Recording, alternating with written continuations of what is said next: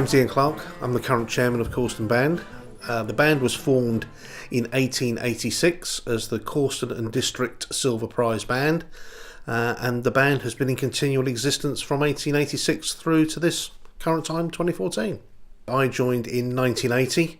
I was still at school at the time, and I've played with the band. I've had a couple of breaks, but really since 1980. When the band played in the Royal Albert Hall in 1983, we were a fourth section band. Brass bands are ranked similarly to football teams, that at the very top of brass band world you have the Black Dykes, the Brickhouse and Asterisks, and they play in the championship section. We, at the time of the Albert Hall, played in the fourth section, which would be equivalent to today's football conference, one step below the main football league.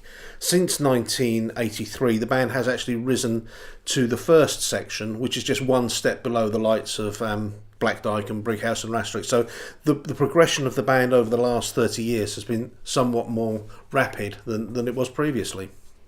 The repertoire is just constantly expanding. We've got a library of well over 1,300 pieces, some of which does go back to the turn of going into the 1900s and beyond. And the repertoire has become much wider as more and more people write and arrange for brass bands. So when the Silver Band came round, they played all around the villages. And everywhere they went, they'd be given a glass of sherry or worse. And by the time they got here, they used to be pie-eyed.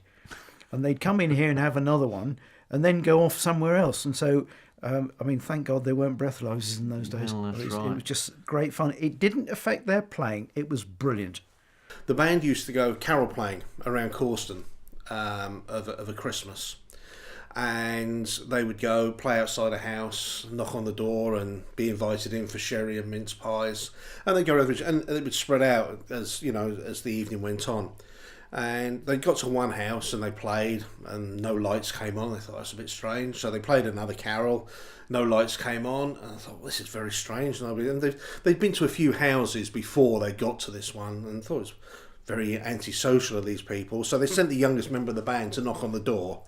Disappeared, came back out of the darkness, and goes, "We've got a problem. It's not a house; it's a haystack." My earliest memories are when I was a young girl. My dad played in the band. Every Sunday we would go somewhere with the band. They had contests in St Andrew's Hall at Norwich, which they used to be there all day. We used to go to trips to Yarmouth. They used to play on the marketplace in the evening. What tunes did they play? We used to play quite a variety, I think, quite a variety of tunes. They would play hymns, the Church's One Foundation, a quick march, joyous greeting. Oh, you can go on, quite a lot. What instrument did your dad play? He played a tenor horn. That's what he played. What other instruments were in the band? Cornets, trumpets, drums, quite a lot. Do you remember the British Legion marches? I remember on Remembrance Days that they would march behind the British Legion and play the band. Were there children in the band? Well, there probably was in the 1930s, but that's beyond my time. Do you know can you remember what the colours were?